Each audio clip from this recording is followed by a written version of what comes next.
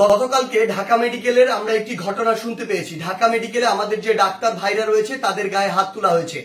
যে যারা হাত তুলেছে তারা কি অভিযোগ করেছে? তারা অভিযোগ করেছে সেখানে নাকি একজন যে পেশেন্ট মারা গিয়েছিল সেখানে ডক্টরদের গাফিলাতি ছিল, ওই ঢাকা মেডিকেলের গাফিলাতি ছিল।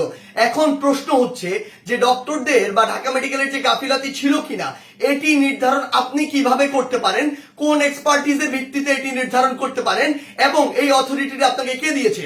যদি কোনো গাফিলাতি থেকে থাকে, ডক্টরের হোক, প্রশাসনের হোক, কিংবা যে কারো হোক, কিংবা কর্তৃপক্ষের হোক, অবশ্যই তার বিচার হবে। তার বিচার একটি প্রক্রিয়াধীন প্রক্রিয়া হবে, একটি তদন্তের মাধ্যমে হবে। সেই অভিযোগটি আপনি বিএমডিসি তে করতে পারেন কিংবা সেই অভিযোগটি আপনি প্রশাসনের কাছে করতে পারেন। কিন্তু আপনার কি অভিজ্ঞতাটুকু রয়েছে, আপনার কি দক্ষতাটুকু রয়েছে যে একজন ডক্টর তার সাথে গাফিলতি করেছে কিনা সেটি যাচাই করার? আমাদের সবচেয়ে বড় এখন যে সমস্যাটি হয়ে গিয়েছে, আমরা এই বাঙালিরা অধিকাংশ ক্ষেত্রে অধিকাংশ বাঙালি নিজেদেরকে সব জায়গার দক্ষ মনে করি এবং সব জায়গায় নিজের নাক গলাতে যাই। আপনি আমাকে একটি জিনিস বলুন, যে ডাক্তার 5 বছর ধরে এমবিবিএস পাস করলো, 1 বছর ইন্টার করলো, এরপর বছর বছর ধরে বিভিন্ন ডিগ্রি নিল, পড়াশোনা করলো, তিনি একজন পেশেন্টকে যেভাবে ডিল করেন, তিনি পেশেন্টের ভিতরের এবং বাইরের বিষয়গুলো যেভাবে জানেন, যেভাবে ট্রিটমেন্ট করেন, আপনি কিভাবে মনে করেন আপনি সেই পড়াশোনা না করে শুধু বাইরে থেকে দেখে নিজের চোখে যা মনে হলো তা দেখে তাকে একটি নির্দিষ্ট রেজাল্ট দিয়ে দিচ্ছেন, একটি নির্দিষ্ট ব্লেম দিয়ে দিচ্ছেন?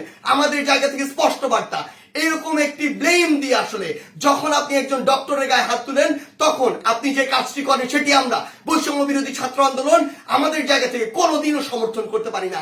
আপনাদের যদি কোনো অভিযোগ থাকে সেই অভিযোগটি আপনি জানাতে পারতেন। আমরা জানি আমাদের এই পুরো প্রসেসটিতে, এই ছাত্র জনতার অভ্যুত্থানে ডক্টররা কিভাবে ওই হসপিটালের ভিতর থেকে, ওই ইমার্জেন্সি থেকে তাদের ভূমিকাটি রেখেছে।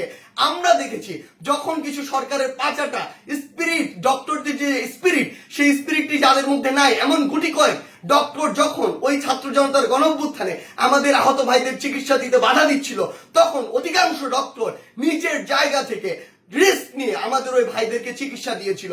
এমন অধিকাংশ ডক্টর রয়েছে যারা ডক্টরদের স্পিরিটটি ধারণ করে এবং আমাদের এই পুরো সময়টিতে আজকে পর্যন্ত আমার হসপিটালে যে আহত ভাইগুলো রয়েছে তাদেরকে নিরবিচ্ছিন্ন সেবা দিয়ে যাচ্ছে, নিজের কথা চিন্তা না করে।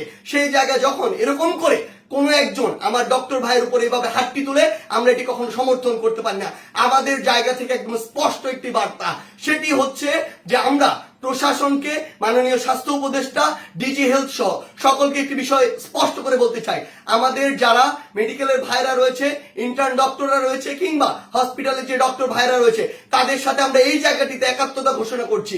তাদের নিরাপত্তার সর্বোচ্চ ব্যবস্থা করতে হবে। তারা দিনরাত 24 ঘন্টা আমাদের জন্য কাজ করছে, অথচ কেউ একজন চাইলো আর একটা ব্লেম দিয়ে তাদের গায়ে এসে হাত দিয়ে দিল, এটি আমরা আমাদের জায়গা থেকে কখনো মানতে পারি না। আমাদের জায়গা থেকে এটা একটি স্পষ্ট বার্তা হচ্ছে তাদের এই নিরাপত্তার ব্যবস্থাটি করতে হবে। এবং গতকালকে ঢাকা মেডিকেলে যদি ওই পেশেন্টের মৃত্যুর জন্য কোনো কর্তৃপক্ষের হোক, ডক্টরের হোক গাফিলাতি থেকে থাকে, তদন্ত সাপেক্ষে তার যেমন বিচারের আওতায় তাকে আনতে হবে। কিন্তু গতকালকে ওই আমার ডাক্তার ভাইয়ের গায়ে যে হাতটি তুলেছে, অপারেশন থিয়েটার থেকে বের হওয়া একজন ডক্টরকে, তার অবশ্যই দ্রুততম সময়ের মধ্যে তাকেও গ্রেফতার করে তাকেও বিচারের আওতায় আনতে হবে। আমাদের জায়গা থেকে স্পষ্ট একটি বার্তা, আইন নিজের হাতে তুলে নেওয়ার মতো অন্যায়টি যদি আপনি করেন তাহলে আপনার পক্ষে কোনোদিন আমাদের অবস্থান থাকবে না। ধন্যবাদ।